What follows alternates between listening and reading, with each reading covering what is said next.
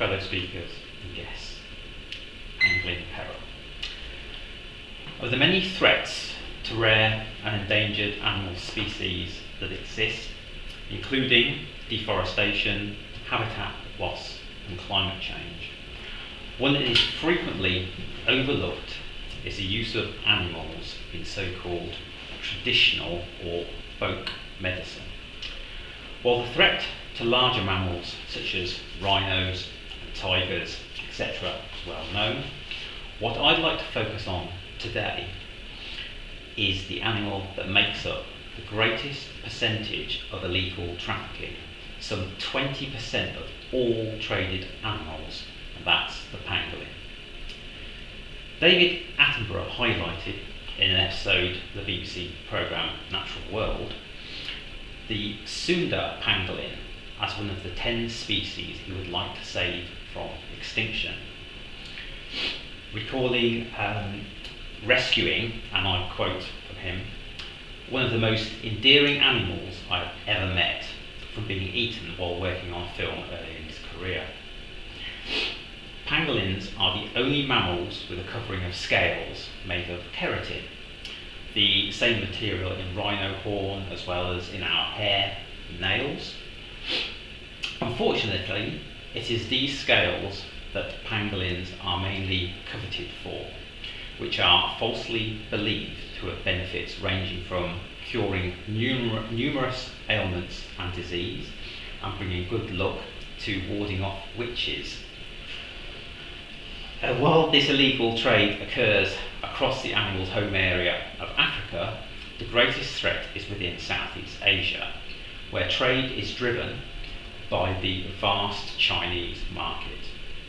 Despite efforts to implement regulations and laws to protect these animals, the illegal trade in them persists, a lucrative market fueled by superstition and misinformation. Rampant poaching has pushed the pangolin species closer to extinction. Of all 8 pangolin species, the Chinese pangolin is one of the most threatened, with a 94% decline in its whole population between the 1960s and 1990s. It wasn't until as late as 2017 that a global ban on all commercial trading of pangolins came into effect. Despite this ban, illegal trading persists, and that trading is estimated to be between 10,000 and 100,000 pangolins per year worldwide. However, governments and NGOs have been undertaking a variety of conservation efforts with varying activities and degrees of success in different parts of the world. In Vietnam, for example, which is one of the countries in which the pangolin trade is most active, animal conservationists have access to 2 centres to be able to take care of pangolins.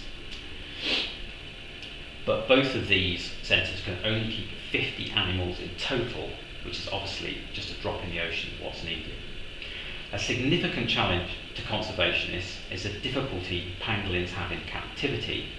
The animals do not adapt well to alternative or artificial foods and suffer stress, depression and malnutrition in captivity, leading to significantly shortened lifespans.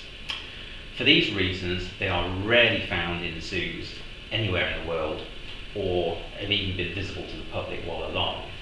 For example, the only zoo in the whole of the United States to have a single pangolin is the San Diego Zoo. It had 2, one of those died. In Europe, it's only Leipzig Zoo that has a pangolin. A major problem is that without the ability to observe healthy pangolins in captivity, there is still a lot about their lifespan, maximum size, mating habitats, and many other aspects of their behaviour that we just don't understand. Now, there's not many good arguments for keeping animals in captivity, but in this case, I think we can appreciate the potential benefits to the species as a whole.